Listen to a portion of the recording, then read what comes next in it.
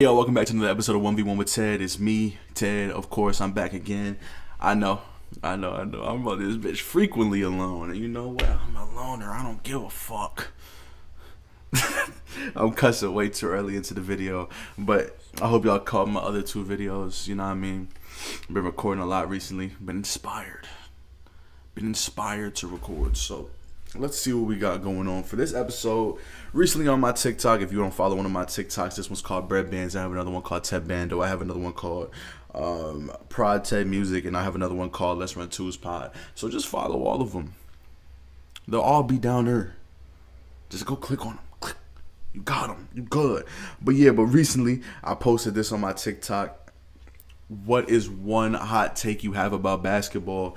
I gave an example, one of my own first, and mine was that I think that just marginalizing Stephen Curry into just saying, oh, he's the best shooter of all time is disrespectful to him, because it is just holding him into that shooter mode when he's much more than just a shooter as an offensive player and a scorer. He's one of the best offensive engines of all time, not just shooter.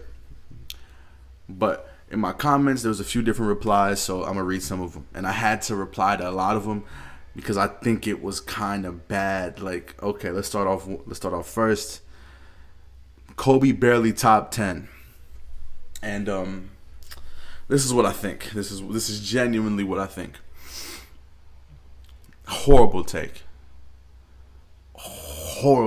And the reason why I think it's such a bad take is because when you factor in success, when you factor in efficiency, and I understand that's one of people's biggest complaints with Kobe. When you compare his efficiency relative to his era, he was actually a very efficient player, because the 2000s in general, the game style was a lot more grit, grind. There's a lot more people shooting mid-ranges.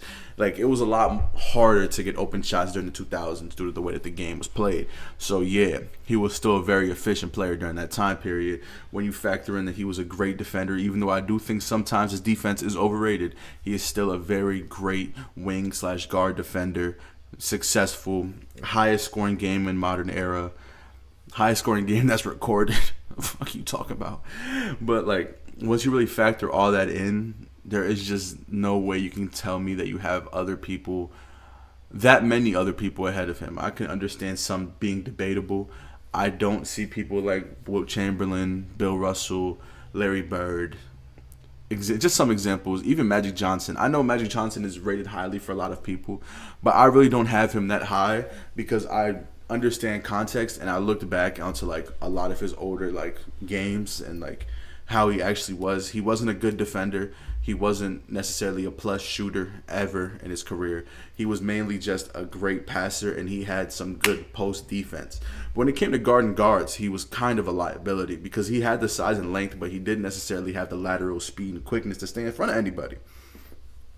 That's not to marginalize really his career, but it's just more so to be like, when we look back on eras like the 80s, the 70s, the 90s even, we look at them with rose-tinted glasses. We don't really pay attention to their faults or what they did wrong or the type of advantages they did have in comparison to to their peers.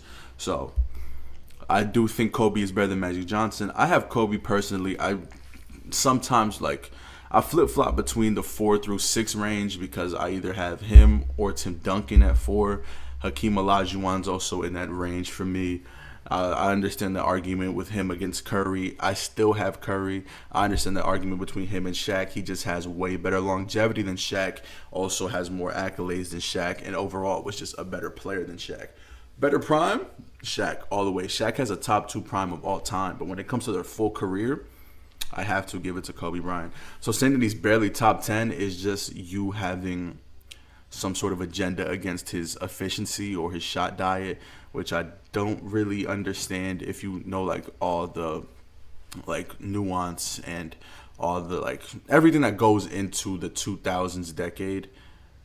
I don't know how you still think that way. And his career was cut short, even though he did play a long time. The ACL injuries and stuff and all the like injuries that started to pile on in the early 2010s did shorten his career quite a bit and cause his efficiency numbers for his career to go down a lot. So if you just like factor in his healthy seasons, Kobe was a very efficient player, man. So I genuinely, if I had to grade this, which I am going to grade, I'd give it an F. I don't see how Kobe could be that. I can understand the debate for him being like 7, but barely top 10. That means he's in arguments with people like Kevin Durant and like Kevin Garnett, Dirk Nowitzki, which I think he clears all those players. Next one I got is Kyrie Irving is the most skilled basketball player to ever have the ball in his hands. And when it comes to skill, it's kind of hard to argue against Kyrie Irving, but I do have some little nitpicky things I can say about Kyrie. Like, he's good at, like, Iman Shumpert spoke about this. He's never really controlling how he plays. He's more so just, like, defending. Or no, he's, like, reacting to how you're defending him, which is amazing. He's one of the most skilled players ever. I will give you that. He is extremely efficient.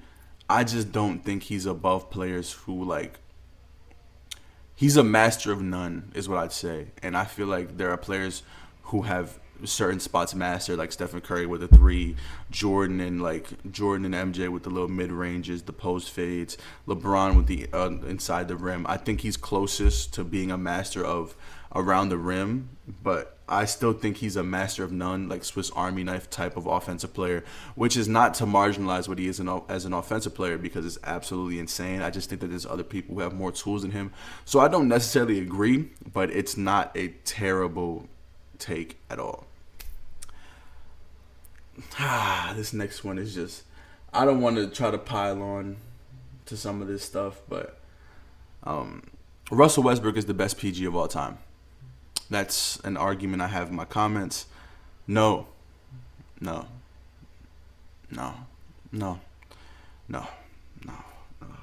Absolutely not, bro. It's a dumb take. For what? What is he? He's been to the finals once in his career, and I understand you want to talk about skill-wise. He's not even close to being one of the most skilled offensive or defensive guards of all time.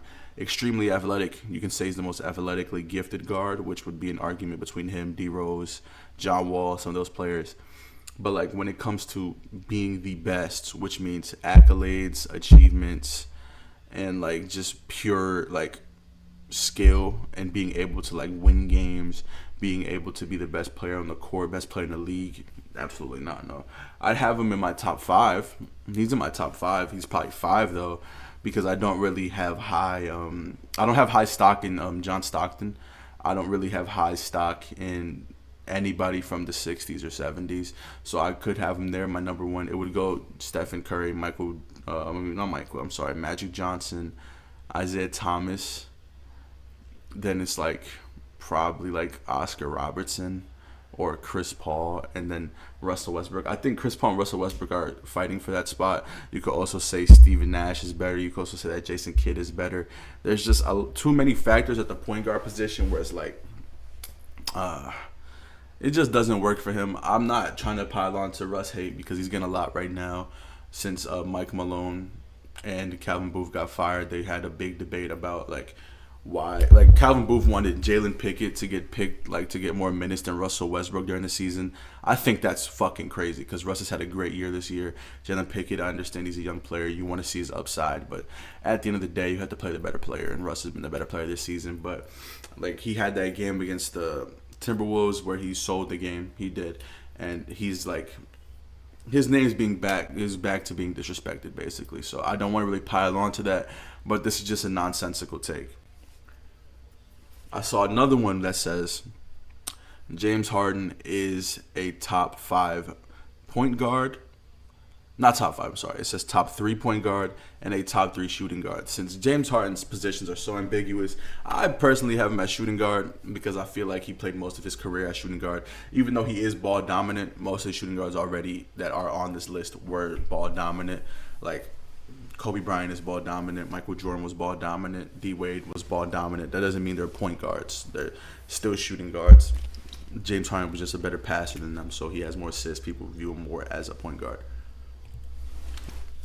But I will say he is not top 3 in any of those lists simply because of the success factor. I also do think that D Wade's prime has been kind of disrespected and played with for the last few years. Like genuinely, I think that his prime is like overshadowed because of how good LeBron is and how good Kobe is. But D Wade was genuinely one of the most consistent players in the 2000s. He was the fourth best player in the league during that time for most of it, because he had to stand behind people like Tim Duncan, Kobe Bryant, LeBron James, occasionally Dirk Nowitzki, Kevin Garnett. Like, it's just players like that. But he was still, like, able to get a ring during that era, dominate in that final series. And then once he teamed up with LeBron James, he was able to fit swiftly into that second option role. And even when LeBron was playing horribly against the Dallas Mavericks in the finals, D Wade was averaging a good 28 points, great efficiency, carrying the Miami Heat to wins that they shouldn't have gotten at the time, because LeBron was just simply not there. Like, he wasn't playing well at all. So I don't like the D Wade disrespect. And top 3 for point guard is just impossible for most people to get in there. I'm sorry, it's just not happening. It's genuinely not happening for anybody who doesn't have a ring, doesn't have any dominant records, isn't overly, like, it's not happening, bro. I'm sorry. I love James Harden as a player. I think he's a great player. I think that during my time growing up, I did have too much hate for him because he was always trying to dethrone my team. But looking back, he was a great player. He still is a great player, and I don't want to really hate on him. If I had to put him at point guards, I would have him above Russell Westbrook. I think he's better than Russ. And since I do have him at shooting guards, I have him at 4. So it's not like he's way behind D Wade. It's not like he's like getting trunked, like he's getting cooked. It's like he's barely out of there. But the one thing that he needs to really get in there is a ring. And I don't think he'll ever get it, unfortunately. So, yeah. That's it for the hot takes I have right now. I do have a few different things I can speak about. There's a few things like the shout out to Legends NBA. He has people on mic'd up all the time who he reads their lips and finds out what they're saying. There was one that happened when the Warriors played the Cavs. Karis LeVert was talking to Jonathan Kuminga. He called him ass. Kuminga said, "You can't guard me." LeVert said, "You're ass. You know it too." Kuminga said, "Fuck out of here." And then LeVert was saying, "You almost got traded. You almost got traded." And then Draymond heard it and said, "You've been traded like 7 times." Which is hilarious because Karis LeVert is a very skilled player. I'm not even trying to hate on him. I think he's a good bench player on a contending team. I just, you have to be aware of what's going on. Like, what are you even talking about? That's like me talking to somebody that's like me talking to an NBA player being like, "Yeah, you broke." It's like, the fuck? Like, it doesn't make sense to hear somebody who's been traded that many times talk shit about somebody that was about to be traded. It makes no sense. But yeah, that's about it for this one, y'all. You know what I mean? This is a little quick one. I appreciate y'all. I love y'all. Thank y'all for tuning in to another episode. Make sure y'all subscribe, share this with your friends, share this with your fans, share this with your mother, share this with your brother, share this with your father, share this with your sister, share it with your cousins, share with everybody in your family, share with everyone that you love and everybody that you hate. And make sure to tune into the next one. I will be back very soon, as y'all seeing. And peace.